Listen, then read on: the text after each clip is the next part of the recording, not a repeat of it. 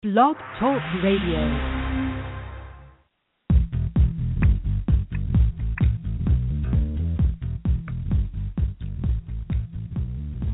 You're tuned into In5D Radio, the next dimension in radio, where we bring you the hottest, in-depth, spiritual, metaphysical, esoteric conversations and news.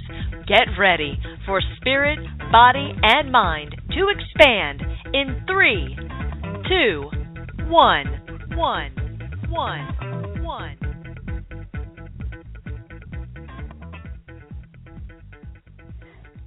Greetings, and welcome to Quantum Healing with Candace. I'm your host, Candace Craw-Goldman. This program was created to assist humans in this rapidly changing world, and its foundation is based upon the late, great Dolores Cannon's work. So thank you, Dolores, for continuing to be here with us. And also thanks to Greg Prescott and Michelle Walling at N5D.com for making this show possible. With humanity's new understanding and acceptance of the quantum world and the role that consciousness plays in shaping both our individual and our collective reality, we have plenty of subject material. I am a full-time practitioner of Dolores's hypnosis method and had the honor and privilege of working with and alongside of her for several years. You can find out more about my practice at newearthjourney.com. And before we get started tonight, for those of you looking for a practitioner of Dolores's method, you may find these wonderful people at DoloresCannonQHHT.com. That's DoloresCannonQHHT.com. Also, if you'd like to participate live on the show tonight, please call in the U.S. this number, 646-716-8890. That's 646-716-8890.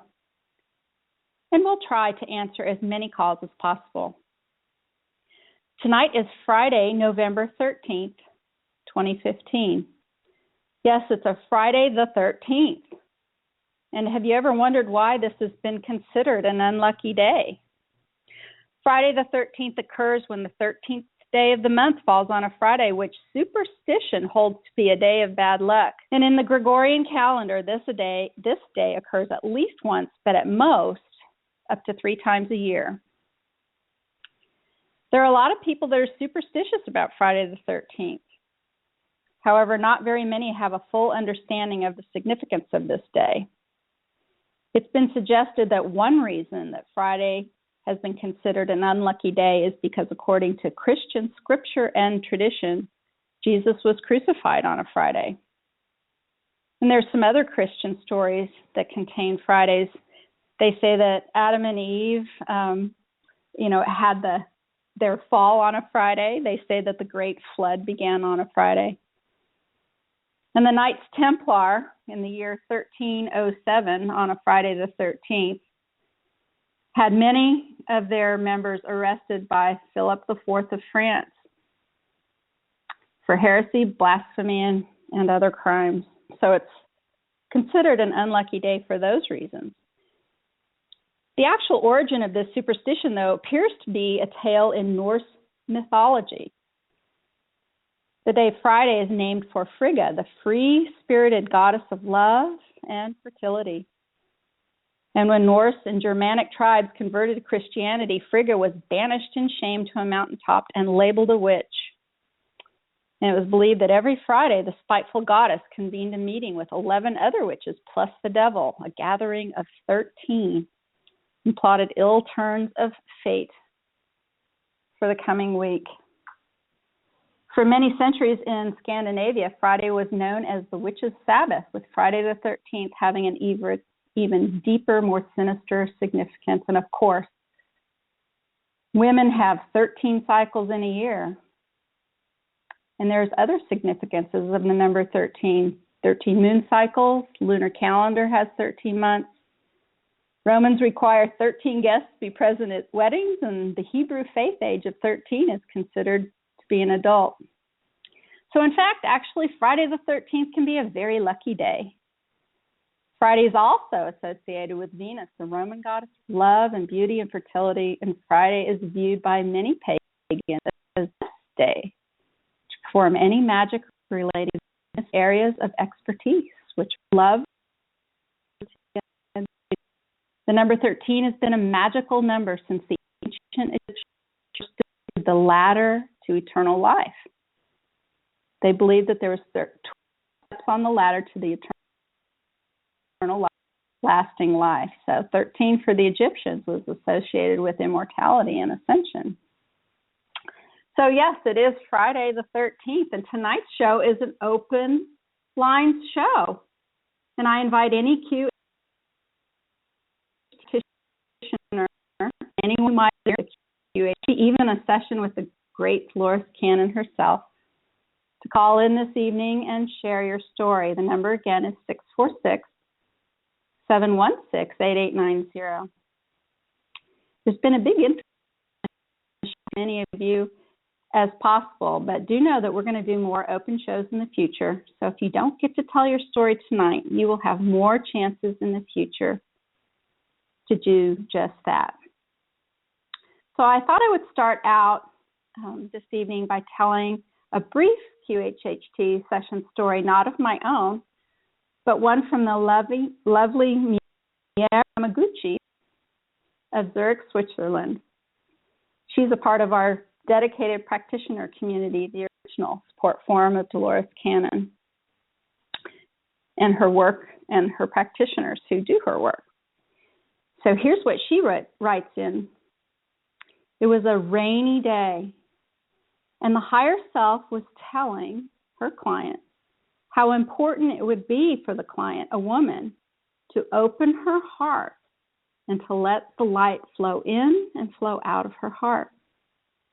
And the woman was told this many times.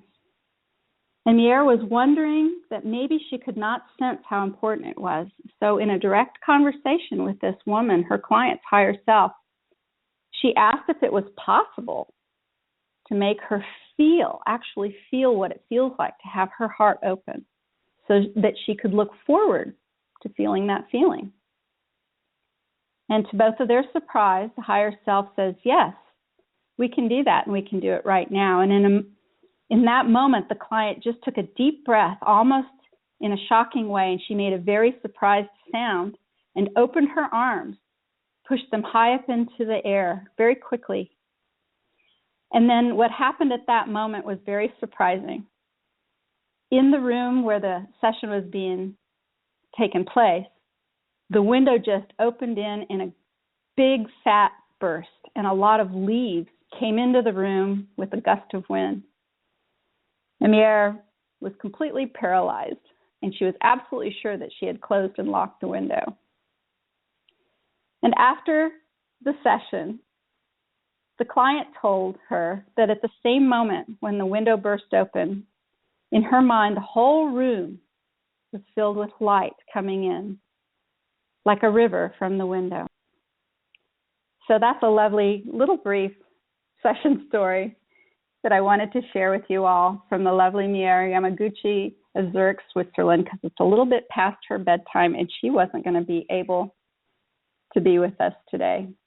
But there are several people on hold getting ready to tell their stories to all of you out there. And the very first person that I would like to welcome to the program is the lovely Georgiana DiCarlo, and she lives in Pennsylvania. Hi, Georgiana. Hi, Candace. How are you doing this evening? Thank you so much. Oh, yes. Thank you for having me on the show. I really appreciate it. QHHT has made such a tremendous difference in my life. I had a couple of sessions for myself earlier this spring, and after reading some of Dolores's books, and it was just so amazing, such a connection for myself, that I decided that I really wanted to do this so that I could share that with other people. And it's just been amazing. I've had so many people that have experienced healings and just real awakenings. It's made such a difference in their lives. So I'm really excited to be able to be on the show and talk about that.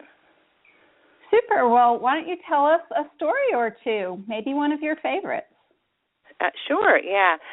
What I wanted to share with everyone tonight was something that another practitioner had suggested too, because it's something that I think that we can all relate to if we're looking at different ways of improving ourselves, whether it's healing our bodies or just getting better in touch with ourselves.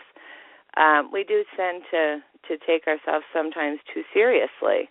And so this was a session where a very good friend of mine, we've been friends for about almost 15 years, and she's an amazing person, and she's been through a lot of really difficult times, and she's very loving, very kind and forgiving, and so we've come to a lot of the same conclusions, spiritually.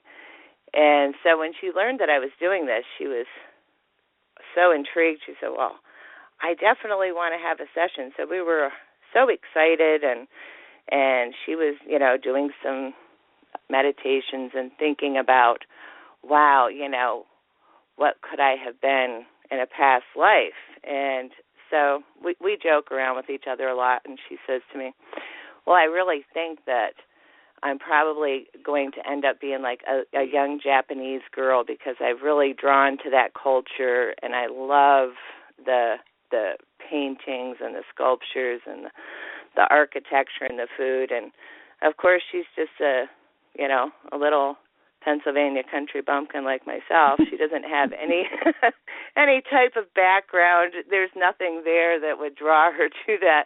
Other than that, that's just where she's been drawn to. So we were anticipating this really fun session of discovering, what would be in store for her, and it wasn't like that at all. We talked a lot about, the first session, I told her, I said, honestly, my experience for myself, and I was very fortunate to have a great practitioner, Lori Paulina. He's in Buffalo, and he was so open with talking to me about how to prepare for a session. And mainly he told me, he was like, you really need to be open and allow anything to happen. It's nice to have expectations. You want to have goals, but you also have to keep an open mind and really take some time to try to find that inner voice yourself. And so I worked on that before my sessions, and I really think that helped me a lot. And so I talked with her about that. So even though, she was really anxious, the lifetime of a Japanese girl, she was staying open-minded, but we were both very sure that it was going to be like very lighthearted, fun. And as it turned out, she was regressed very easily, and she ended up being what's referred to as a somnambulist. She had no memory at all of this session, which is pretty unusual these days, the way I understand it. Mm-hmm. And she just felt like she was stuck. She just kept saying, I'm stuck. It was a very uncomfortable feeling, and she had worked through so many episodes of abuse from childhood, and like I said, she's a very forgiving and loving person, but when we were talking after the session, because we, part of the QHHT sessions is to spend a great deal of time doing an interview in the session itself, and then after the session, you put it all together and see how that can help you move forward in your life. And so even though I know her really well, we did the interview, and the session itself, I knew that she was going to be disappointed because I worked all different ways to try to help her through this, and it was just this feeling of being stuck. And, you can only keep someone in a regressed state for, a certain period of time. And she had already gotten up to go to the bathroom, and I had not experienced that before through my training and other practitioners sharing their stories. I knew that could happen, so I was prepared for that. But, yeah, she required my assistance all the way through to the bathroom, and that's when I realized how under she really was. We got back and continued with the session, and so when we were talking about it, she had no memory of it, but she also was like, disappointed. She just wanted I just wanted some past lives. What was this about? And so we talked a lot about it, and she said that she did experience during the session a feeling of a woman leaning over her. And she goes, "You weren't leaning over me, were you?" And I said, "No, I sat right where I was sitting." And she said, "Well, I really felt like there was a woman with long blonde hair just very near my face, looking at me like she cared about me. She loved me. She was just near me." And it was a good feeling, but she said I still felt very stuck. And so we said, well, this is the way things go, and we live near each other, and we made arrangements for another session. And so before that session came, her and I were both talking about things a lot, and I said to her, I know that you've done so much work to forgive everyone in your life, and I just keep feeling it's still weighing you down, you're stuck, and she's agreed. And I said, I just am getting the feeling that maybe you need to take all of that, because there was such just a horrible amount of abuse. I said, just if you can imagine taking all of that and just putting it into a giant bag, putting a rope around that, and taking a giant pair of scissors and just cutting that off so that weight is just away from you. You can thank all of those people for giving you those lessons in your life, because we come to understand that even situations where we feel we've been victimized, we end up being able to grow from that. And so you can just say, thank you for the lessons, and I appreciate that, and I forgive you, and I release you, and I let you go. And she said she's got children too, and those quiet moments are sometimes few and far between.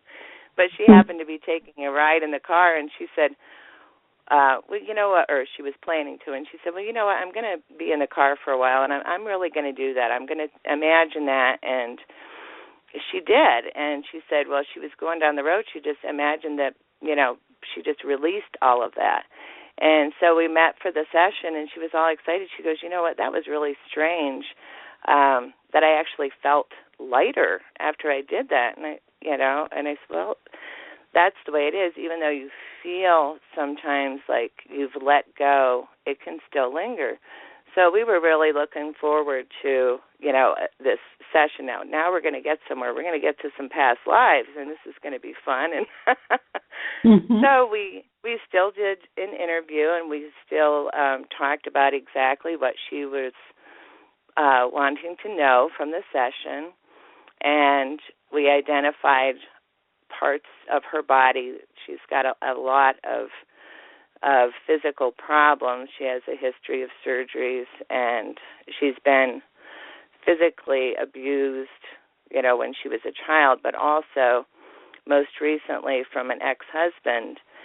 And he had punched her in the head so hard that it drove her jawbone up into her left ear and smashed the bone. She has no hearing in her left ear. Well, she has no insurance or anything. This happened really a couple of years ago, or even longer than that.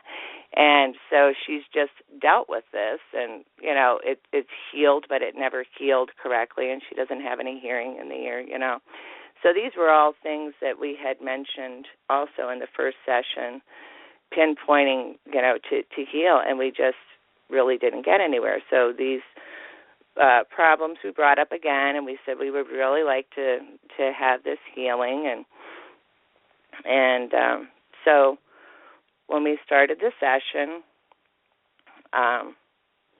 once again we're anticipating, entering perhaps a past life, and we explained to her too that you don't always go into a past life. It really is about the client receiving whatever their higher selves believe that they need. So whatever it is that you need to reach your goals in this lifetime, you'll get that. It might not be what your conscious mind is anticipating, but you'll get it, and you'll come to understand that, wow, that wasn't what I expected, but it is what I needed. So we had talked about that, but as the session began, I could see that she was as deep as she'd gone before, and we started talking, and it was a very kind of a low mumble. Then all of a sudden, she just starts laughing, like this great big belly laugh, and I'm kind of, where I was still trying to get to the point of, can you tell me what's around you? And she just started laughing, and she was like, not now. And I was like, okay, so what is so funny? And she just roared with laughter. Well, I'm sitting there and I'm like, well, this is really weird. I'm giving her a little, a couple more minutes. Okay, well, it's great that she's this happy. I'm letting her just be in the moment.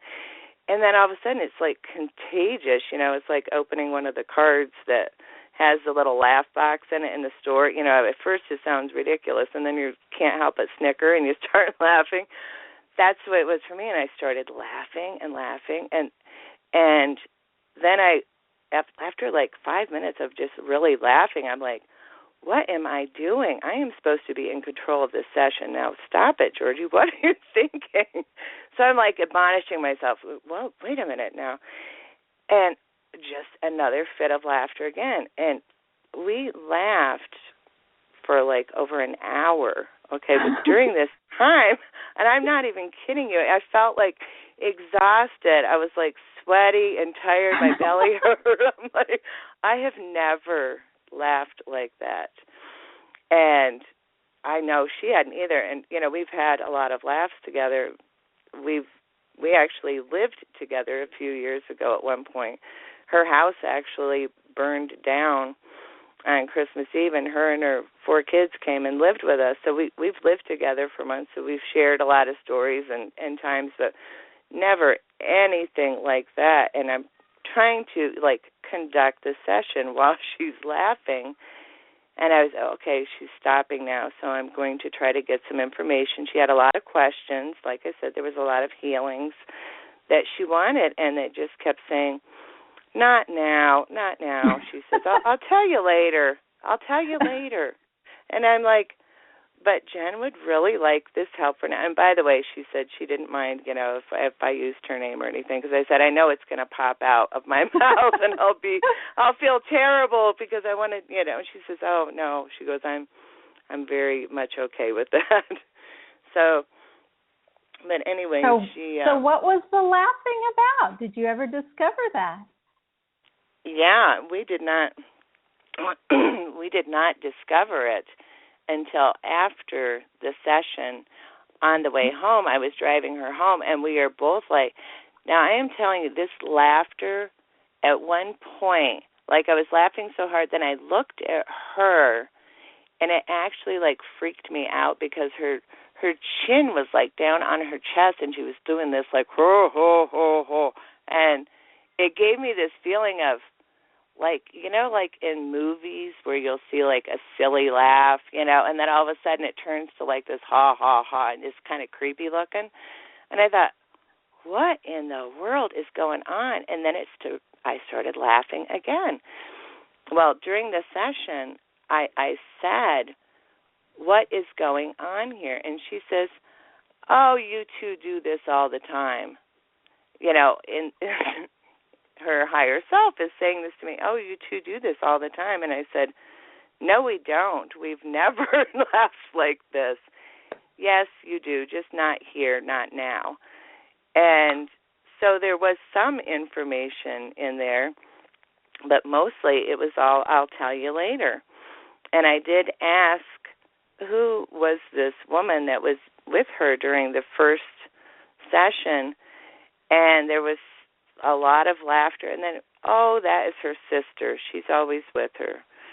Now, that, stopped me in my tracks, because her sister was 4 years old when their father beat her to death. Oh, my. And that's when I say the abuse was severe. It was really severe.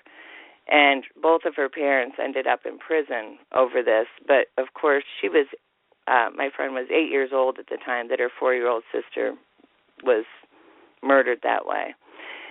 And so for me to hear that, it just brought tears to my eyes. My goodness, this is your sister who's never, she's still around you, who's never left you. and she's roaring with laughter over that. Oh, yeah, that's her sister, and still laughing. And I'm like, oh, my, this is inappropriate. We should not be, you know what I mean? Like, it was just felt like, this is supposed to be serious. Why are we doing this? So, and I was fighting with myself saying, wait a minute, this is, something that we have to honor, like in this very kind of a solemn way. There's a method of doing things, and sure, it's okay to laugh a little bit, but my goodness, this is inappropriate, Well, when we got done with the session, she says to me, I do have some memories of laughing and feeling like my conscious mind is saying, stop laughing like that. You sound like an idiot. And she said, but, and so I'm like arguing with myself, why am I doing this? And so we had a long discussion after the session. And as I was driving her home, she was just like, I don't even understand this. And I said, I don't either, because we didn't get any. And then she looked at me and she says, my jaw is healed. And I said, what? She goes, I am not kidding you. She goes, and we both started crying. I was like, that is what that was about? And she said, yeah, because she was looking at having to have surgery to have this jaw repaired, and it was not going to be anything easy, of course, but it was also going to, put her out of work, and there's such a long recuperation time. And she just said, my jaw is complete. And this session happened in May, and she's doing better than ever now, but, yeah, her jaw is completely healed. So all of the problems that were happening because her jaw was misaligned that way have been healed also. But it just took our breath away. It still does for me to even think about that. That is why her jaw was so distorted when she was laughing. Right. It was drawn down so low that it looked so strange, and I thought, my God, to have your jaw healed any other way would be excruciatingly painful, and yeah, her jaw was completely healed. That's amazing, Georgie. Just amazing. And another wonderful thing about laughter being great medicine too, right? Yes, and that's what I kept getting from her when I was trying to say, I think we need to get back on schedule here, you know what I mean? And it would just be like, you take things too seriously. You just need to lighten up. And I'm like, but this is a serious world we live in, Not that I don't have a sense of humor. I do. But I mean, when we're looking at, evaluating this lifetime that we're in and trying to reach goals and everything, I'm like, I like to have things on schedule. I like to have a plan, and I like to, go through it that way. And basically, she just, laughed me out of the room. She was like, you need to just lighten up. Everybody needs to lighten up. You just take everything so seriously, you take all the fun out of it. And you need to remember that this is all a game in the sense of you can set your direction, but if you really want to get in touch with your higher self and your spiritual party of yourself, then you have to open up that doorway. In order to open up, you've got to let go of trying to control things. And when you laugh, you release and you heal. Well, and I've done a lot of research on like laughter as part of healing, and I just was not aware of so many people that have actually experienced amazing healings through laughter. Mm-hmm. And like I said, that was certainly nothing that she and I were familiar with. And we were so determined that time, okay, we're going to get a regular session here. You're going to behave yourself and stop laughing. And the That's laughing right. is exactly and what you needed. The laughing was the key, yeah, you know.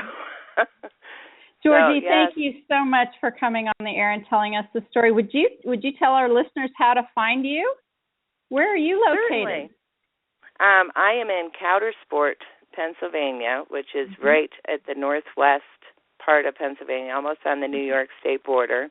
Mm-hmm. But I do have a website, if anyone would like to visit that. It's QHHT, Georgiana DeCarlo, which is GeorgianaDeCarlo.com. Oh, super. Thank you so much for taking some time out of your lovely Friday the 13th evening to talk to us, Georgiana. Really, so kind of you. Thank you. Thank you. Okay, have a good night, Candace. Talk to you later. Bye-bye, Georgie. Okay, bye-bye. Oh, well, isn't that amazing? Really a wonderful session from a really lovely, lovely woman. And we've got several callers waiting in the queue, so I'm going to just pick the next one. And we have Suzanne Franzen now, and she is in Hawaii. Hi, Suzanne. Oh, Candace, I'm so thrilled to be here in Hawaii, and there you are. Hold on. Suzanne, we've got you on a couple different things. I'm gonna click over onto your telephone. I think you're connected in two different ways. Let's see. Yes, I did. I didn't want to miss out. There you go. Well, if you would turn your computer on mute, we'll be able to hear you a little better. I turned it off, and I'm on the phone. Perfect. Hi, Suzanne. Yeah, I think. Hi. Well, it's only about 3:30 here in the afternoon. Bright, sunny, lovely day in Hawaii. Well, welcome to the show, Suzanne. I know you and I have been communicating back and forth, and I've been reading a little bit about a book that you've got coming out, and I think it's some of what's in that book that you want to share with us this evening. Well, I would love to do that, but before I do that, I would like to share a session that somebody took me through as the client. Okay. For this particular show, and maybe we can do a longer thing about the book later because it's an awesome project. Excellent. Sounds like a great idea. Yeah, because I just want to keep this short. I want everybody to have a chance, Sure. Well, yeah. Being a practitioner is absolutely the joy of my life. I fall in love with every client, and it's expanded my field of being so much. But the reason I want to tell you this session that a practitioner took me through is because before I really became a practitioner in fullness, I will call it, I was really afraid of people, very afraid of people, and I was very, very shy, very reclusive. I hid. I wanted to be anonymous. Okay, that's enough on that. So I didn't know that this was going to happen in the session because I wasn't addressing that particular condition. But what happened was so magical. I got into the session, and I was definitely in expanded awareness, and I was huge. I was so big. And then I was taken by my higher self to the earth, and I felt myself having to contract, become smaller and smaller and heavier and heavier. And finally, when I got into the life that they were showing me, that they wanted me to experience, I was an elephant. Oh! An elephant. It was so wonderful. And so an elephant in our viewpoint is big, right? But I had to contract and become so small to get in the elephant. So anyway, what happened then was we had a wonderful lifetime. I loved being an elephant. I loved the feel of my ears flapping, and I loved the companionship of the other elephants, that we were a tribe, and we all took care of the babies together, and we didn't have ownership over the babies. It was wonderful. And so, yeah, that was a really lovely thing. We communicated telepathically. We were very much love beings, and it was a great life.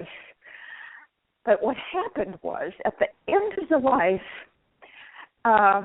the white man came, the hunters, and we had no clue about them. We didn't know about them because they had never been a part of our reality. And when they shot us all and decimated our whole family, it was so horrific to me that that's where I completely shut down and brought into many lifetimes after that a lonesome life, an alone life, stay away from people, they're dangerous, you don't know what they're going to do. It threw our tribe of elephants into total chaos when they started shooting us. Wow. So, yeah. So what happened in the session for me, though, was the release of that. Once we got to the place where we said, higher self, why did you show me that life? That was really awful at the end. And they said, well, because you made a mistake in calling forward the trauma at the end of the life. What we wanted you to know was how wonderful the life as the tribe of elephants was. We wanted you to embrace being with others, being in community, being able to communicate in other ways than just language, and caring for the family rather than being independent and having your life be all for you. So when that dropped in, it changed my daily life as Suzanne, because all of a sudden I was wanting to go to parties and go out to dinner and meet people. I got it. I got the healing from mistaken conclusion I came to about the life of an elephant. That's just such a wonderful story, Suzanne. So let me ask you this. In your whole life up until the time of that session, did you have any sort of affinity towards elephants? Did you ever pay attention to them at all? No. There wasn't any particular connection to that. Interesting. And since then, how do you view elephants if they come across your path? I'm sure you think about them differently now. Well, it's like a new, I had abandoned, I think, the whole idea of elephant. That's why it hadn't come up in my life, because it was such a traumatic ending to that life as an elephant. Mm-hmm. So until it came back through in a quantum healing session, I just, discarded the whole experience about elephants. So since then, it's like not only elephants, but all animals, like the cows in the meadow and how they operate as a family with their babies. It's amazing. Yeah. And even our pets, how I'm just much more connected with all animals now, with all of life, I would say, everything in life. All the people. Really, and the memories that you have, like you say, the ears flapping and some other things. So I just love this so much. I just love animals so much anyway. So this is fascinating to me on many levels. But may I ask just a few more questions? So like sure. when you're in water, taking a bath or swimming, I know you swim in the ocean, don't you? Do you ever think about, I do. about elephants in water when you're doing those kinds of things? I'm just wondering how much this session has stayed with you. Well, the main thing that stayed with me about the session is the mistake I made in abandoning humanity and people. And then I keep coming in as a human being and then not wanting to be a part of anything having to do with human beings because they're very dangerous, right? Was how I was before. And now it's such a liberating thing. The elephants themselves, I would just, anytime if they walked out and came and knocked on my door, I would be embracing them. But I don't feel a need. There's no need anywhere to connect with them or do anything about them. Or, sometimes I hear stories of things that are happening to elephants in Africa now, and I'm sad about it because some human beings are still not aware of that's another yourself. It's another myself. And how could I possibly harm something that is me? Yes. And so I think that's the impact of having and getting to see yourself or feel yourself as another being, that you can't dishonor them after that. Beautiful. What a beautiful story. Well, thank you so much. Thank you. Is that what you wanted to share with us tonight? That's what I wanted to share, and I know we'll have another chance to do about the book and the quantum healing client that I had that was so fantastic. I love you so much. Thank you for all you're doing, and I'm looking forward to hearing other people's stories. Oh, thanks, Suzanne. Thanks for taking time out of your day to give us a call and tell us about your wonderful elephant session. Have a good afternoon. Yeah. Thank you. Thank you. Bye-bye. Bye, Suzanne.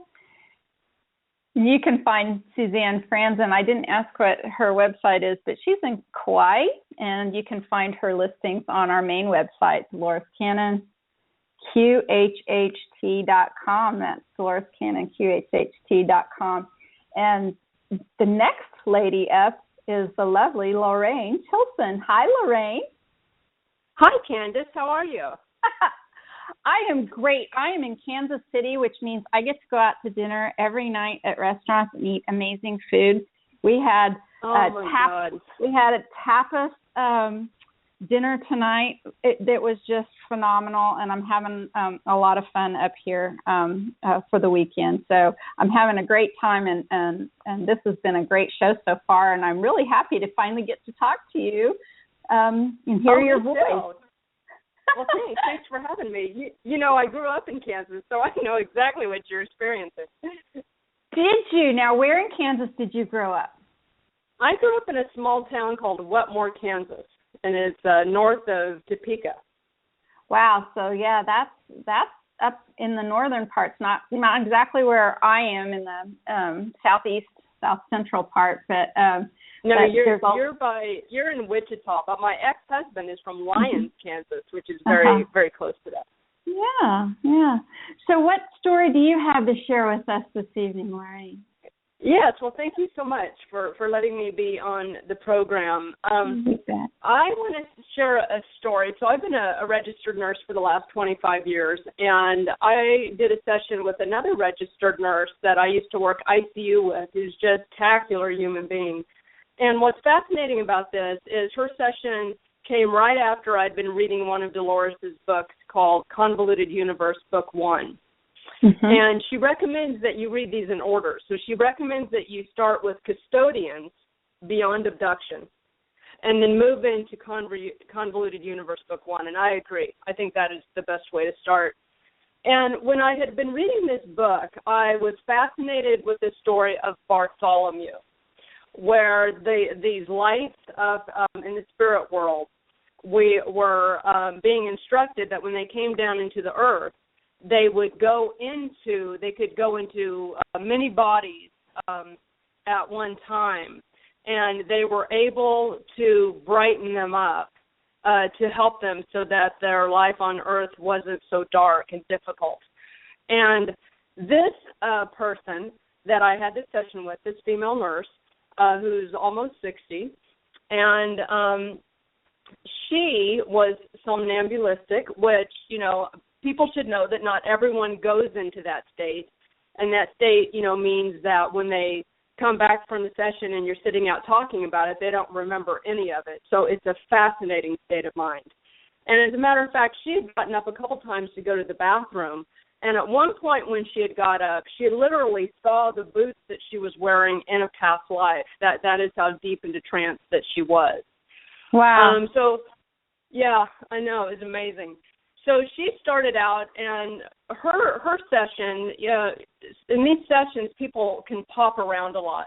So she went into her current life as a child and reviewed some of the issues that they had as a family with an alcoholic father and a brother, and a fight that they had, and then moved into a friend had a sister who was murdered when she was in the woods carrying her kayak, and that had actually happened. And what's interesting is when in the pre-talk that she and I were having, she kept rubbing between her shoulders, right below one of the shoulder blades. And after this, during the session, what came up is she saw this girl being killed in the woods, and that this darkness was able to appear and disappear. And she was very fearful when she saw this.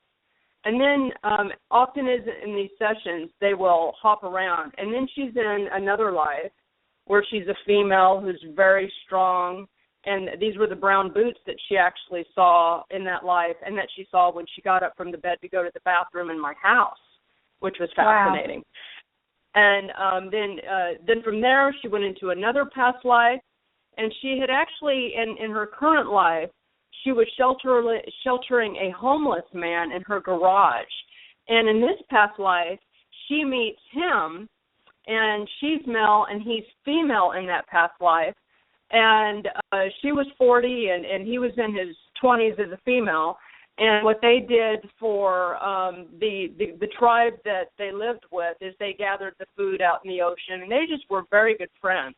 And she was able to bring up just great detail with the jewelry that they wore, and beaded bracelets, and how small the beads were, and it was just fascinating, the detail that she was able to get.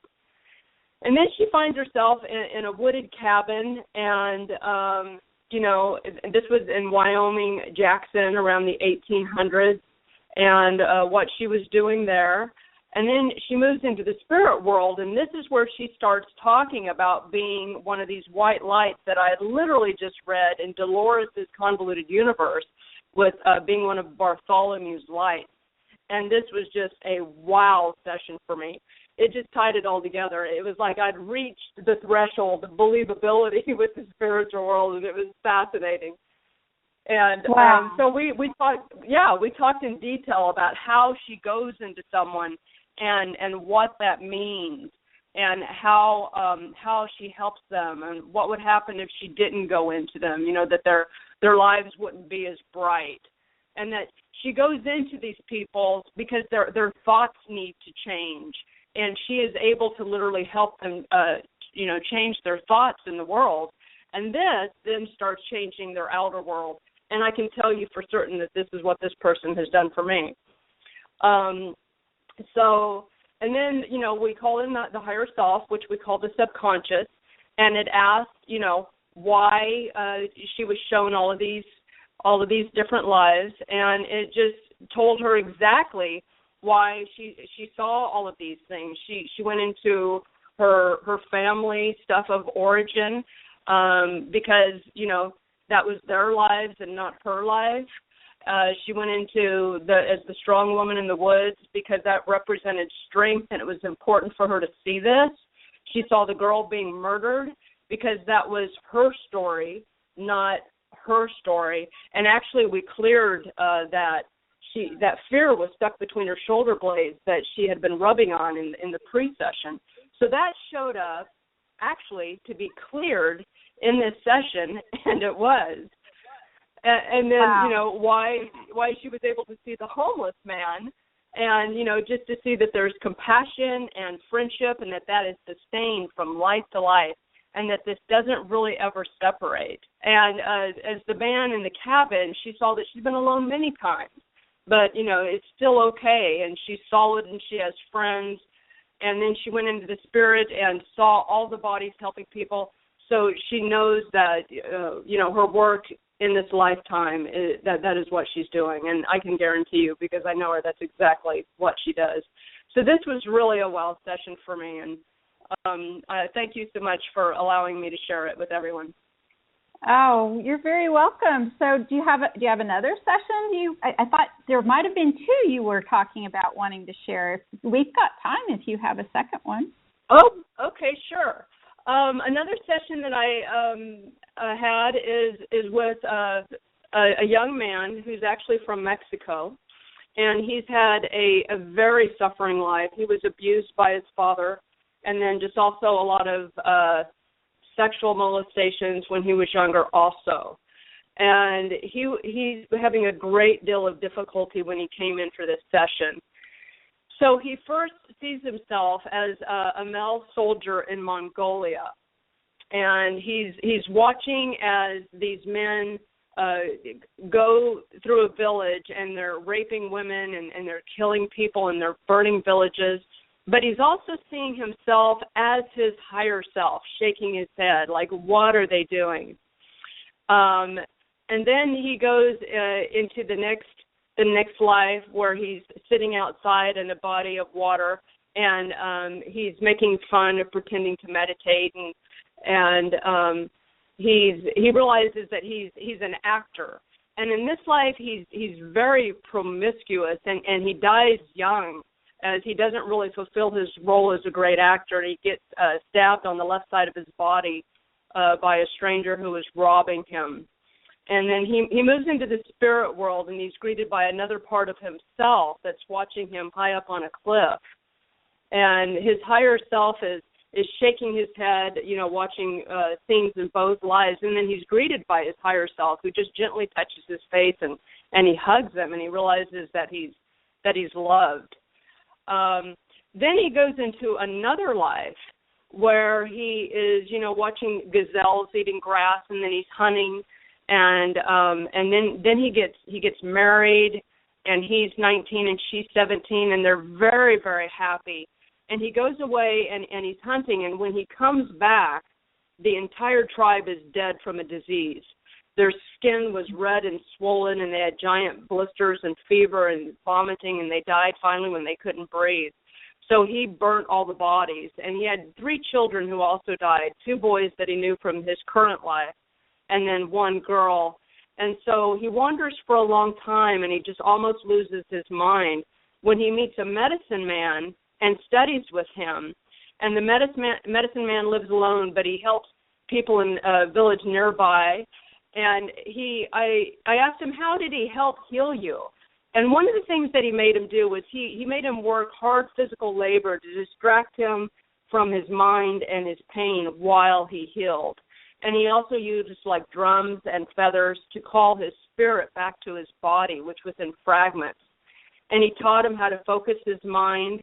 And he helped him to make him whole through ceremonies with plant medicines and meditations and interesting how to jump into portals and go into other worlds. So this was a very deep session.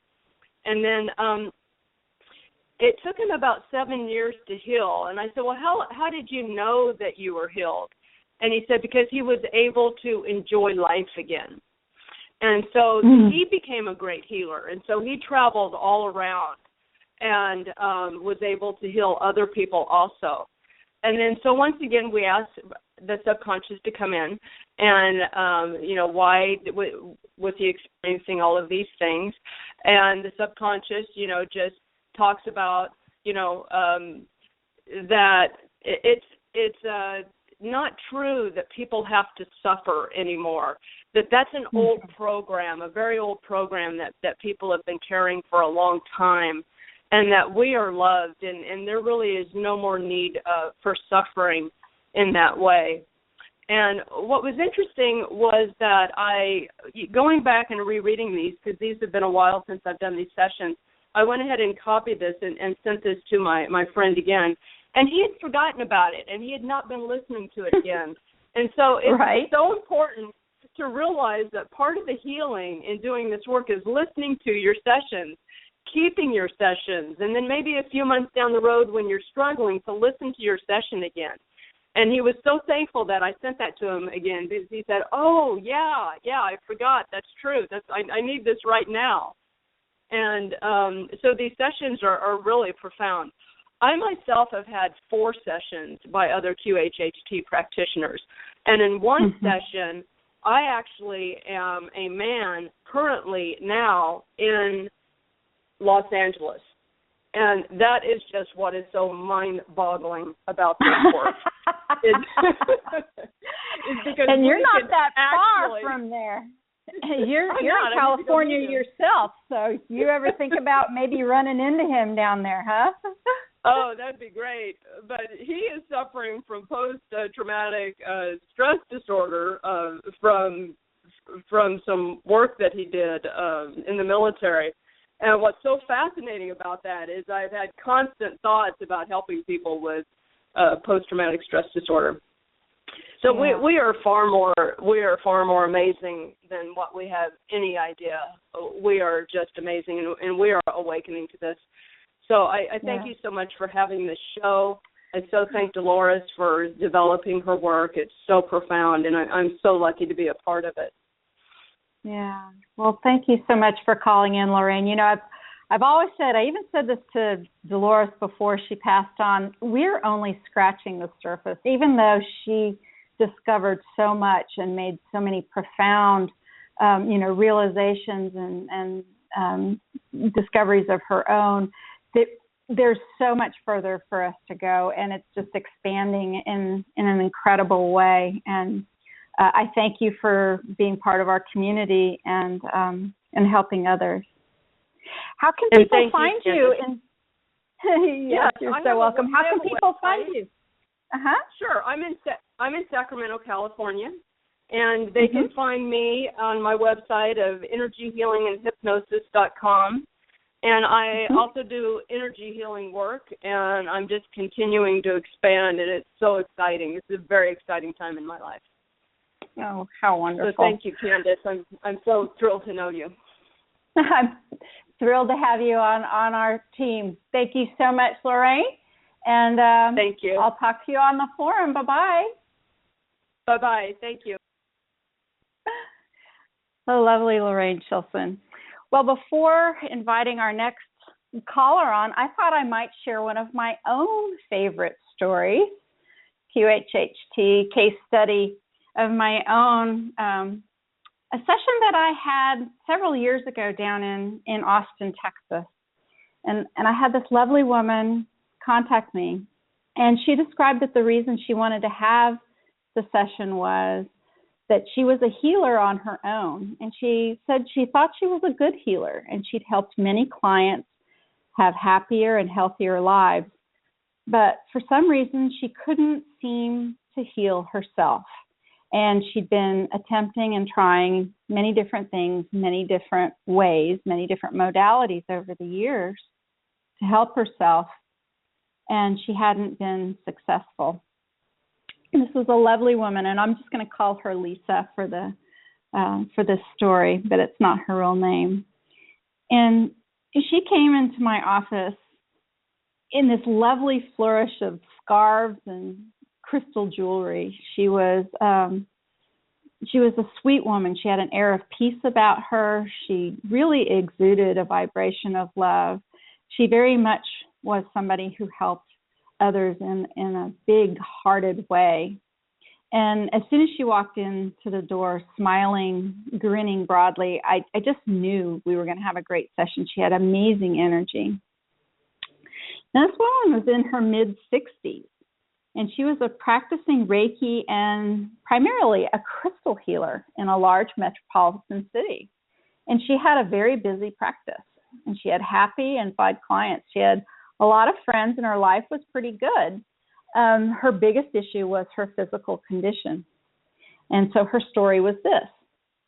She was the first child in her family, and she'd been born severely prematurely at a time when our medical profession was just not adept at saving these little babies. She was born at around 28 weeks gestation, and she only weighed about 1.5 pounds. And her mother was also traumatized during the birth.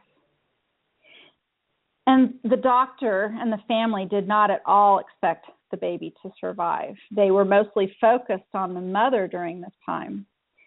Lisa was told she was actually put into a shoebox and set aside, just aside to the room because nobody thought that she would live while everyone else attended to her mother. And her mother did survive, and when the doctors and the others bothered to look into the box, they realized that Lisa was still alive as well. They really were very surprised about that. But Lisa, of course, lived because she lived into her 60s. And as an infant, Lisa had a lot of trouble breathing. She was born very early. She was a sickly baby. She caught every illness that came around. Her lungs were scarred. They never really worked correctly. She had severe asthma her entire life, and she was taking various medications. She had inhalers, but they just weren't working anymore. And to add to these complications, she actually lived in a city known for its pretty dirty air. And she had a raspy voice and kind of some labored breathing.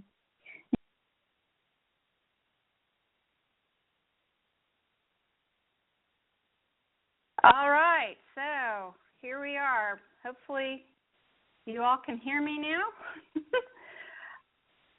Do we have audio? If somebody in the chat room could let me know if we have audio. Okay, there we go. All right, well, thank you. I have no idea what happened. The other connection remains. It says everything's fine on the other connection, so thank you all for letting me know. I don't know where I cut off. So I wanted to finish my story about Lisa. So we were talking about the fact that she was taken back into a past life as a crystal healer in Atlantis. And she was able to connect with herself as a healer there and experience herself as a healer and see herself use these amazing crystals and all of these lights and help the people in her community. And so after experiencing that life, we then asked the higher self why we were shown the Atlantean life.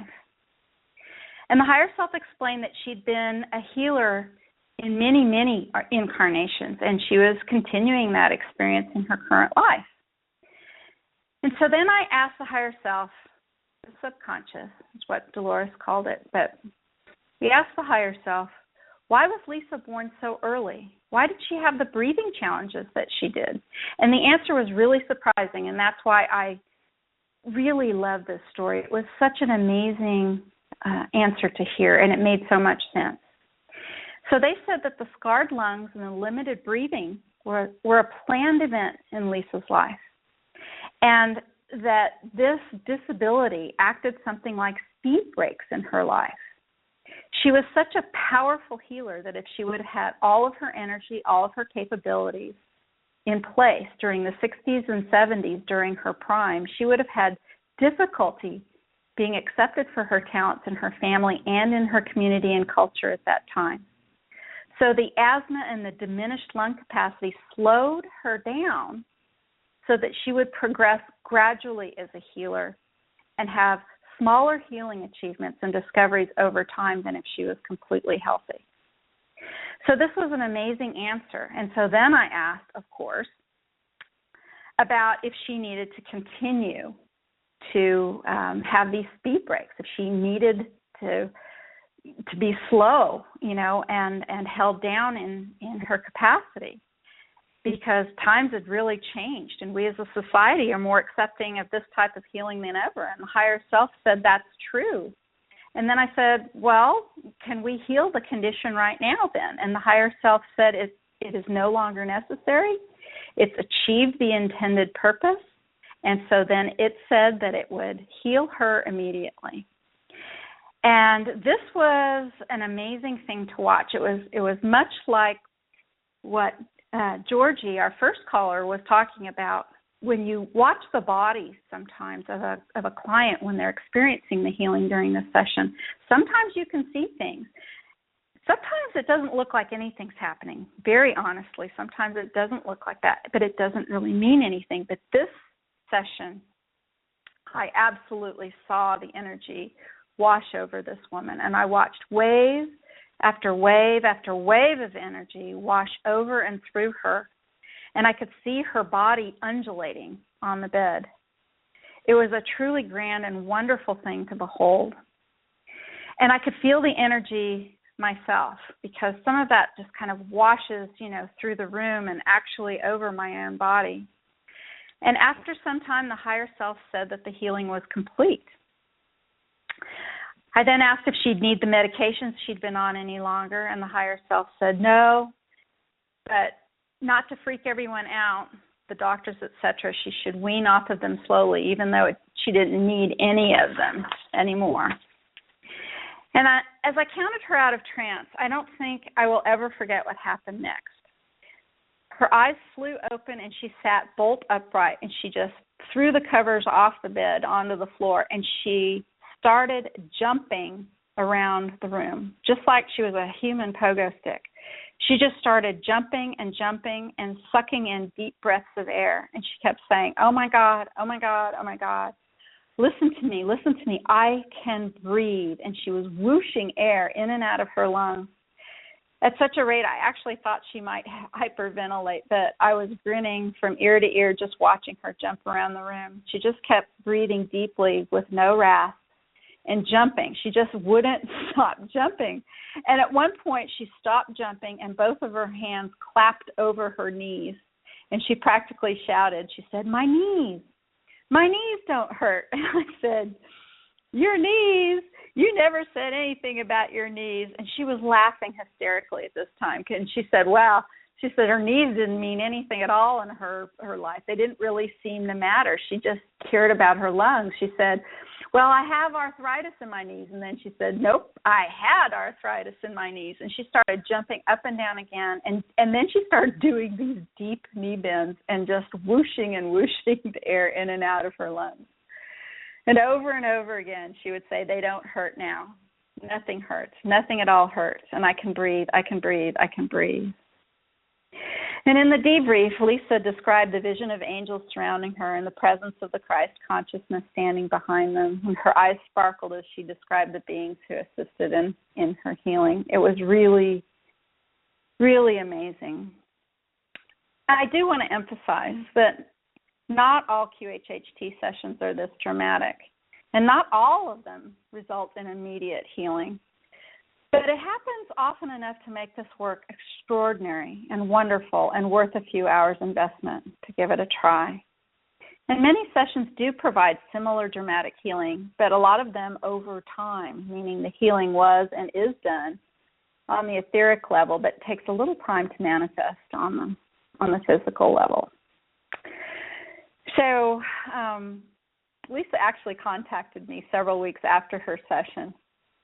Her healing had remained manifest, and she'd only taken small remnants of the medication since that time, and she was planning on stopping them altogether very soon.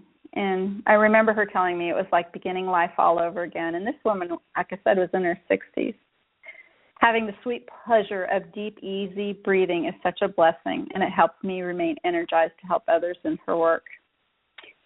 And can you imagine being somebody who was born not being able to breathe and take in a full deep breath, and then able to finally do that when she's in her 60s? I mean, that's just astonishing to me. And it was one of my favorite sessions of all time. So thank you for listening to my session story. And we're going to welcome Nicole Radke to the program. And Nicole was on the show just last week. Hi, Nicole. Hi, Candace. Hi, how are you doing? You're in my backyard. Yes, I know. We're right here. There's several of us right here. Actually, right. Earlier today I thought maybe I should just have a party and have some people over, but the day just went by so so quickly, and it just didn't happen. And thanks for joining me again. We talked just recently, but please share a new session story with our listeners tonight, Nicole. Well, I absolutely loved listening to your story, and it's just amazing to me the things that happen in a session. I have a really quick story that's kind of unusual. I had a young guy that came in. He was about 26, and he experienced himself as a ghost. Wow. In his past life. And it was such a fascinating story, but he was newly married, and their little baby was about 2 weeks old by the time that he came to see me. And basically, he was just curious. He'd always been experiencing things through his life, and so he just did it out of curiosity. But he did have a lot of anger issues and a lot of anxiety. And the past life that came up for him, when he came into the scene, he was standing at a baseball field, and he was watching a game. And I had him look, what he's wearing, so I can see, what the time period that is. And he was wearing blue jeans and a T-shirt, and he had a ball cap on, and there was people in the stands, and the game was going. And he walked off to the side. There were some woods on the side, and he walked off, and he kept feeling like he was looking for something. He was looking for somebody. And at the same time, he felt like somebody was following him. It was this real bizarre kind of feeling when he was explaining it. And it kind of scared him. And what ended up happening, he reached a ravine or a cliff, and somebody pushed him off the cliff, and he died, broke his back, and he died.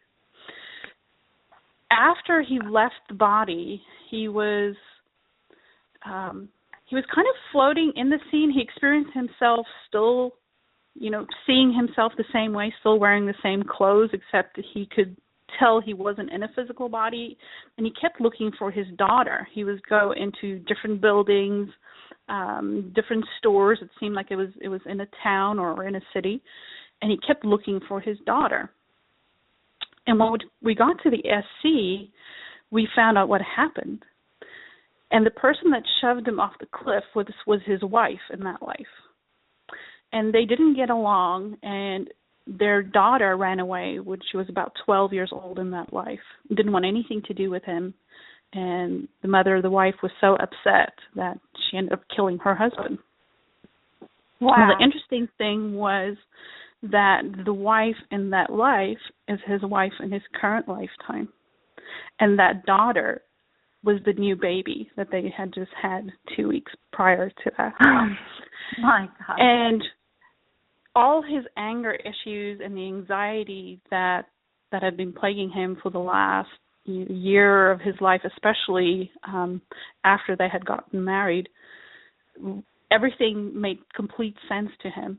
And had the SE told them that, they have a chance to kind of do it again, and there's some karma aspects to it or some agreements that they have to work out. And he's going to have some issues with the daughter to work out in the future, but really gave him a lot of things that explained, where the anger and the anxiety came from.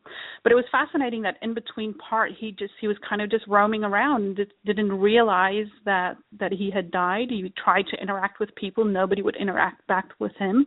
But to him, it just seemed like life was normal, except nobody would speak to him. So it was fascinating. It was a short session that we had. Didn't really remember anything of the session. Very interesting. He was a good candidate, but it was fascinating.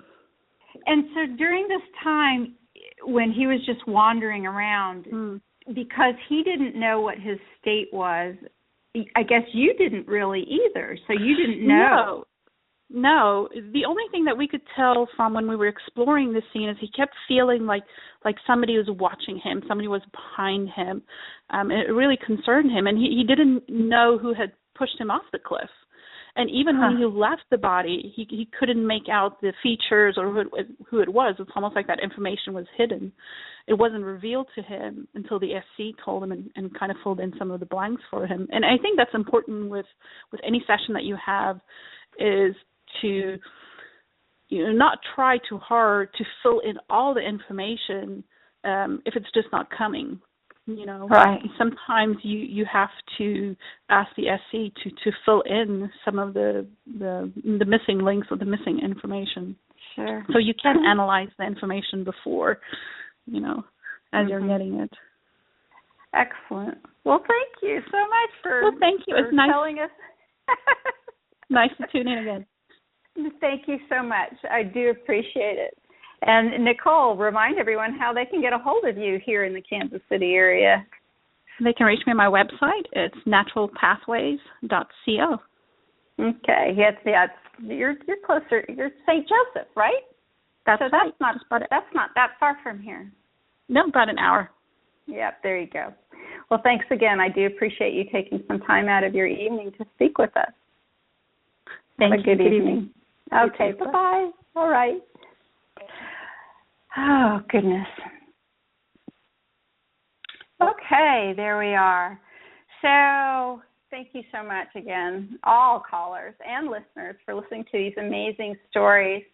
And I've got one of my favorite people on hold now, and I want to bring her on the air right now. I know she's got tons of stories. I'm looking forward to hearing what story she might want to tell us today. And what I'd like to do now is welcome my dear friend Marilyn Dyke to the program. Hi, Marilyn. Hi. Can you hear me? Hi, sweetie. I can hear you. We had a little technical difficulty earlier, but I think we're up and running right now. Thank you so much for calling in. Oh, it's a pleasure. I was just listening to these fabulous stories. I mean, you just can't hear enough, can you? Nope. They're just great. They just don't get old, do they? You never know how. You never know what the punchline is or how things are going to work out, and just when you think you've heard it all, you really haven't. No, I know. Yeah, and just in working, with my own sessions, you think, I've heard just about everything, and then I listen to you guys, and it's just totally, I haven't had any experiences like that. It's just completely different. So this is really good, a great way to share. It is really a great fun way to share. So Marilyn has a wonderful practice in Vancouver. What story do you have to tell us tonight, Marilyn?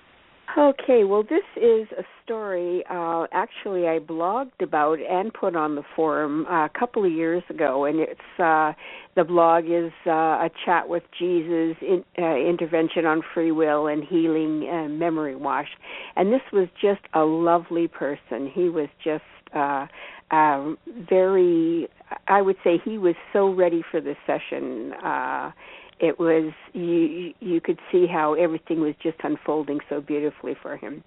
And I'll just touch on what I blogged about because that was not what I'm going to talk about now, because it was just after he went through the past life, he found himself sitting on a bench talking to Jesus.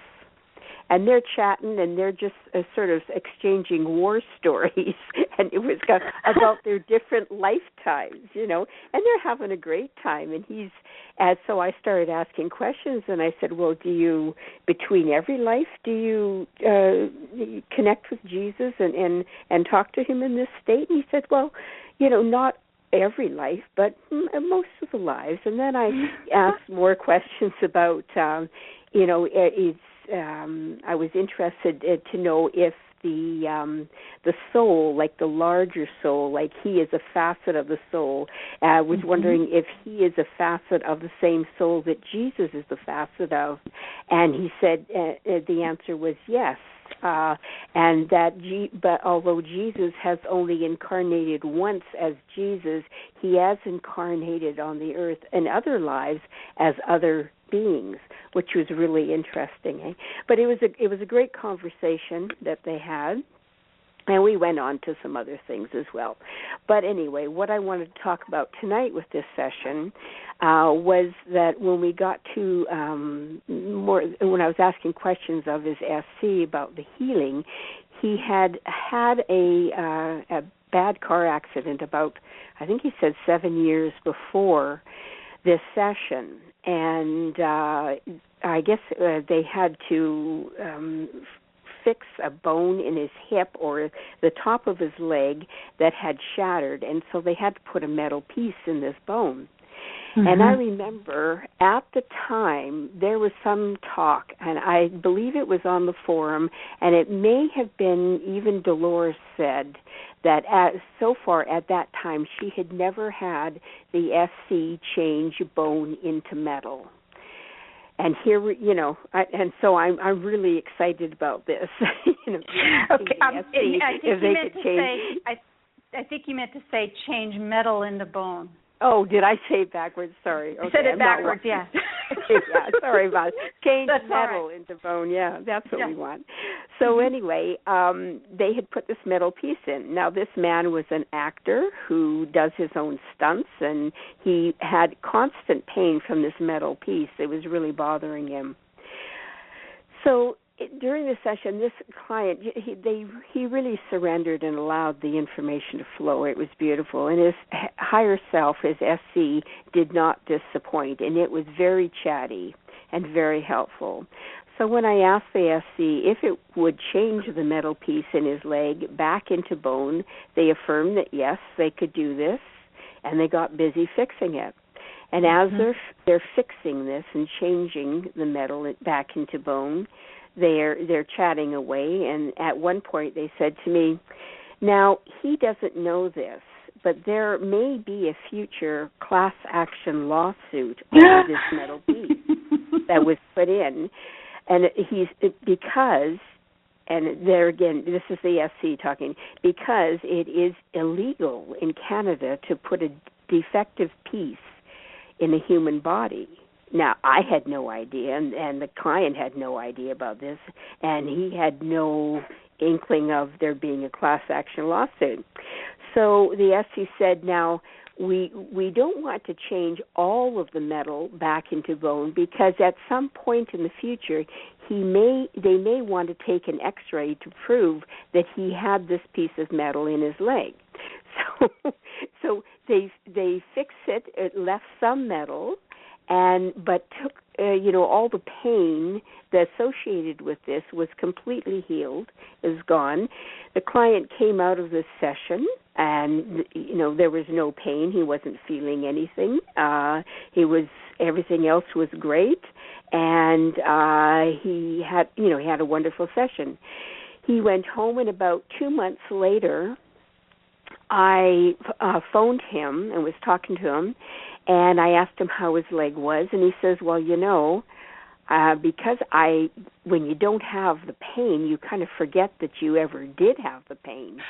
And so he was fine, and I was kind of reminding him that he at one point his leg was sore. And he said, in fact, the other day I was walking by the mirror in the bedroom, and I noticed this red mark on my leg. It was about 1 inch long. And I got up close to the mirror, and when I took a look, I realized that that's all that was left of a 12-inch scar. So not only did the SC heal, change the metal back into bone, but they also healed the scar. And he had completely forgotten. That's amazing. That's so really amazing. Beautiful. Yeah. And how amazing too that the higher self is so pragmatic that it could possibly realize that you need to leave a little metal in there because you need to benefit from these people being deceptive and putting something defective, I guess, into his body. It is like, yeah. Just yeah, amazing. I thought that was yeah. So it was quite funny the way they said it too, because it's just like you're having a conversation with somebody. Yeah. And, your greatest friend, and you're just having this conversation, and yeah. Oh my gosh. I haven't had anyone with metal in body for a while, but a few years ago. Yeah, go ahead. Yeah. Oh, I was going to say, about the time that this, when this session was held, which was in 2013, that's when all of a sudden, like when I posted this, there were other people on the forum that were having metal changed into bone. Yeah.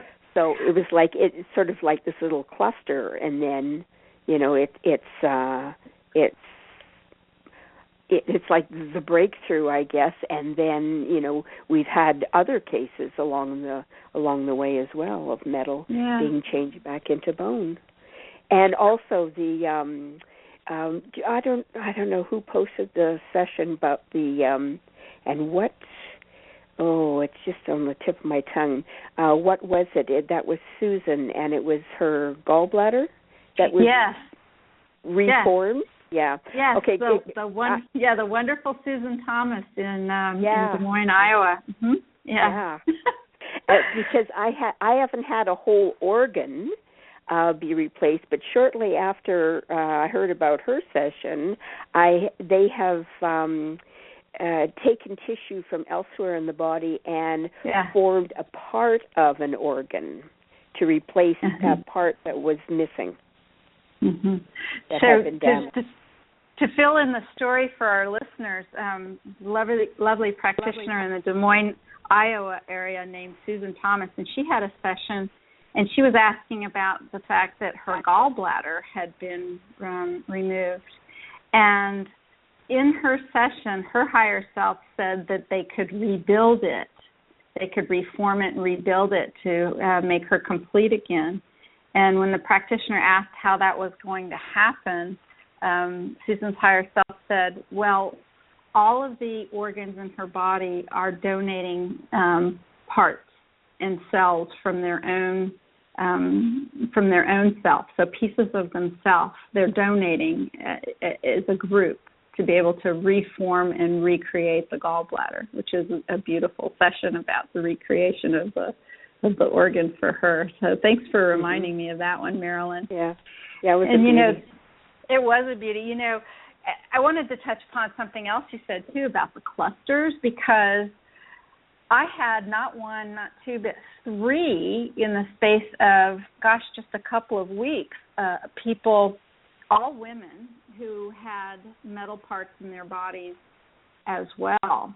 And it tends to and this has been a couple 3 years now that this happened, but it tends to really happen that way, where they kind of cluster together like that. And I remember after my third session, calling over to Dolores' office, and she had just herself had one herself, where somebody had come in and the higher self said that they would replace the metal in the body with bone and tissue. So, I think it was probably happening all of us at the same time, or nearly the same time. It just seems to work out that way for some reason. Yeah, it's interesting how that happens. And quite often when I check onto the forum, things that have happened in my sessions are, something new is showing up on the forum, and it's also showing my session. So, it is really neat how I don't know if that's the, the frequency shift is, to a point where something like this can happen, or because really what the SC can heal everything. Yeah, absolutely everything. I mean, that's why I like to tell that story that I told earlier about this woman with the lungs, because it's a birth defect. If your higher self can heal, a 65-year-old birth defect, it can do anything. Just anything at all. Anything at all. Definitely. Oh gosh, it's so nice to hear your voice again. Hey, Marilyn, do you want to give our listeners a little sneak preview about an upcoming show that you're going to have with me? Are you prepared to say something about that? Maybe just a sentence or two? Yeah. Oh, yeah. Okay. So Marilyn and practitioner, go ahead. Tell us. They're going to come. What day is it? It's in December, right? Yes. Let me look at my calendar. Isn't it December 4th? I think it might be. I can look at December it real quick. 4th. Okay, so the 4th of December. Yeah. So my very dear friend Tamara McGillivray, Tamara and I go back 25 years now. Mm-hmm. She has been my mentor, my sidekick, my cohort through all kinds of energy healing classes and da-da-da-da-da. And I remember back then she used to say, you know, the one thing I can't seem to do is I can't seem to learn astrology. I just have this mental block about astrology. She just couldn't get it, eh?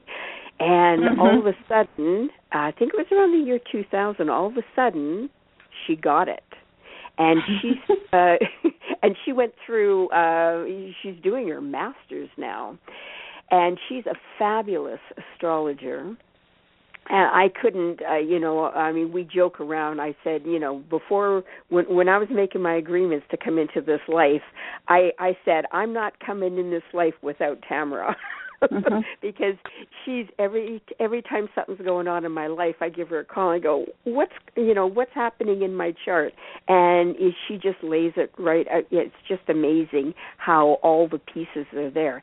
Anyway, Tamara, my dear friend Tamara, is going to come on the show, and she's going to discuss Dolores Cannon's birth chart, her astrology chart, and to sort of, and when you see it, when you look at it with an astrologer's eyes, you can really see why Dolores was so persistent and so detail-orientated, and, she just never gave up, and she so thorough, and, she just, and so public as well. It's all there in her chart.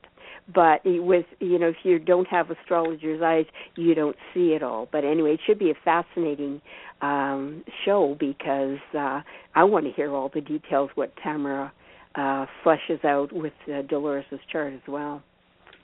Well, thanks for giving us a little sneak preview because I can't wait to find out about that. I mean, I love the idea of learning more and more about Dolores. And interestingly enough, as big of a larger-than-life kind of person as she was, even in life, since she's been gone, she's getting even bigger, at least in my life, my world, and my perception. Her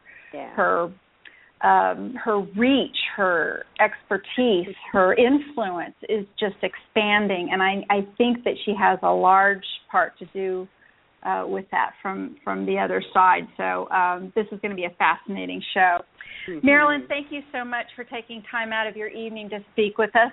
Tell us how people can find you in the Vancouver area. Okay, well, my website is bodysoulapothecary.com, and I know that's a long one. Apothecary is APOTHECARY, but Body Soul Apothecary. Yep. Okay, well, this has been a pleasure. It was such a great pleasure to hear your voice again, Marilyn, and we'll see you on the forum. Yeah, we will. All right. Okay. Good night. Take care. Great show. Bye. The really great Marilyn Dyke. So we'll have her on here coming up next month. And mostly, I think we have gotten to all of the people who want to tell stories tonight, but we're going to welcome on a very special guest here towards the end of this show. We have Michelle Walling joining us. Hi, Michelle. Hey, Candace. How's it going tonight? Well, except for that one little technical glitch, which I still don't understand what happened, it's been great. I know. I thought, well, do I need to get on to the, to the main switchboard and see what's going on? But, it came back, and that's great. And I wanted to call in and share with all of your listeners tonight, Candace, that you are actually going to be in person speaking at our N5D Superpower Activation Conference, February 20th, here in lovely Sarasota, Florida. And I think it's going to be a wonderful conference. We have 7 high vibrational speakers, including yourself, and I'm just so thrilled to be able to share you with the N5D audience. I cannot tell you how honored I am that you asked me to participate. with such really great and lovely other people. And another QHHT practitioner, Darcy's going to be speaking with us, I believe, about some of her bioenergy and energy healing, but she's part of our community as well of practitioners. So I look so forward to seeing her again. Yes, Darcy Hotchkiss is a bioenergy healer, and she actually, it's a small world because I met her through a lady named Riley who had made contact with me, said she was coming to Sarasota, and, could I have a session with her? We ended up just having lunch, and she brought Darcy along. Well, Darcy is a very fascinating person. She has so much history and so many stories to tell. And she, Riley had been taking a class with Zoran, who is our keynote speaker, Zoran Hochstadter, and he is like a Jedi, like a wizard, and he's an energy worker. Okay, so Darcy is also a master energy worker as well. So we have a healing theme going on, and of course with you, we can, you can talk about QHHT and how it has healed people, and give some people some ideas, at the conference about, how they can find a practitioner, how to prepare for a QHHT session, and I'm just really looking forward to having you up there with all of us. We also have about 22 vendor tables. Then, and all of our speakers will have their own table where we can do meet and greets. The unique thing about the vendor tables on this conference is they're actually in the same room, although they are divided by a half wall. So if you're shopping, you can still hear what's going on in front. So that's really cool. Oh, really wonderful. If I hadn't said thank you already, let me say thank you again for have a reason to leave Kansas in February and go to Florida for a couple of days. I am really, really looking forward to it. It's going to be such a great time, and I get to finally meet you and Greg in person, and it's going to be great. And I think are you planning on, or are you still considering a live stream option, or what's going on with that? Absolutely. We're pricing it out right now. We're trying to keep it as low as possible for the pricing to share with everybody the whole event if you can't be there. And so we're still working on that, but tickets are on sale, and you can go to n5devents.com to find out all about the vendors. You're on that page. There's a nice little page for you. And let's see. Oh, yes, and the next day, Sunday, this is an all-day event on a Saturday. All day, I mean, from like 9 to 10 to 7. But on Sunday, we're also having a free meditation meetup on the beach, and we're calling it the Harmonic Emergence. And we're having this about 2 hours before sunset. We're going to join hands and get into a circle or several circles, several concentric circles. We're going to send healing and love to the planet and everyone on the planet, and to the solar system, galaxy, and universe. And then we're going to do a little sun gazing, and then every Sunday night on Siesta Key Beach, they have a free drum circle. So we're all going to sit around the drum circle and just enjoy the rest of our evening.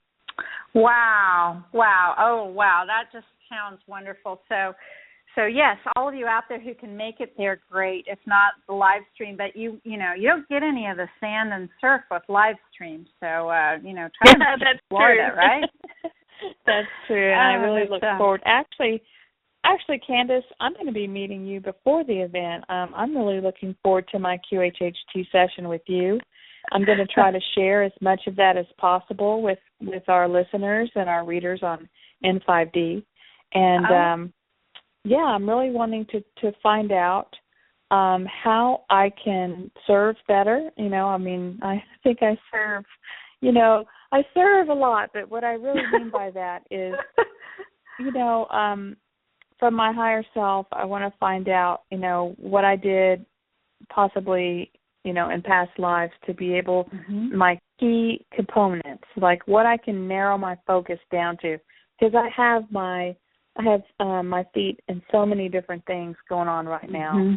But I'm really liking these conferences, and I just want to see, about my psychic abilities to try to, get those turned on a little bit more so I can help other people turn on their superpowers, and that's what this conference is about. So we're having our session at the end of this month, and I should have a lot of information to share at the conference about superpowers from my subconscious. Oh, gosh. I just can't wait. It's going to be just a power-packed end of 2015. I tell you what, getting ready to move into then 2016 is going to be amazing. 2016 is going to be just an amazing year. It's going to be so much different, I think, than the one that we're just coming through. Don't you? Doesn't it seem like it's going to be lighter and brighter and more filled with opportunities? It does. I feel like we had, a really big shift on the 11/11, and even a few days before I could feel it. It just felt lighter. We haven't had any chemtrails in the last 6 days in Sarasota, whereas before 6 days before that, we had heavy chemtrailing every single day. So it is like when we step outside and look up, it is truly like we're already in a higher vibrational dimension. We haven't seen a lot of UFO activity with our night vision goggles either in the last 6 days. So I kind of find that a strange coincidence, along with no chemtrails. So I feel like we've shifted into a higher vibrational field, and we're going to be talking more about that as we go between now and the conference. Greg is going to be a speaker as well. He's going to kick off the conference, and I'm really happy for him to get out and to share what he does to turn his DNA codons. So we have Carrie Ellis. She's an author of the book 21st Century Superhuman. And we have Diane Canfield, who's a psychic medium, and she is an energy expert. She can feel the shifts, these waves, when they come through and reports on them. And so along with everybody else, we have a very interesting panel to share with people. And the best thing is people getting together, like-minded people, and being able to share codes, healing and information, and to know that they're not alone. So I'll let you go, and I really appreciate you bringing me on to share the fact that you're going to be live in person and be able to meet people. So even if you don't live in the Sarasota area, you can still come and visit for the weekend and see a wonderful conference. February 20th.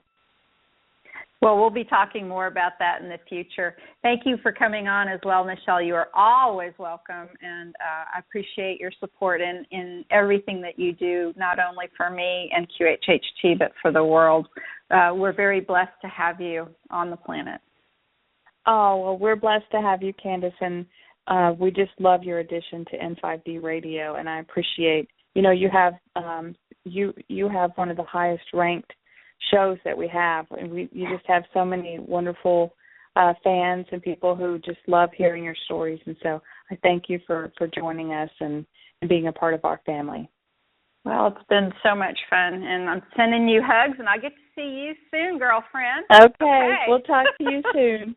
Good night. Good night to Greg as well. All right, okay. Bye-bye. Bye. Okay.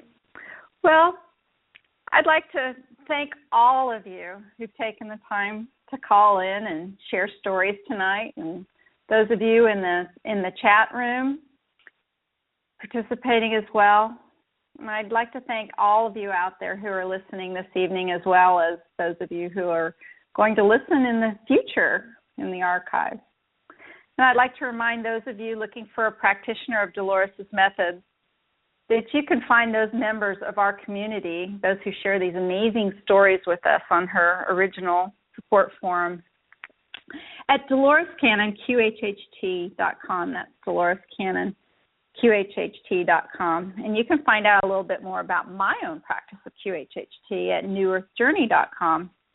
And I actually have another little radio show on biweekly Tuesdays, and it's on BBS Internet Radio. It is called New Earth Journey, and I go on some little different tangents on those shows there. So please join us again next Friday, where we're going to have another amazing show lined up for you. Good night, and happy Friday the 13th. I hope it's been happy and magical for you all. Thank you, and good night.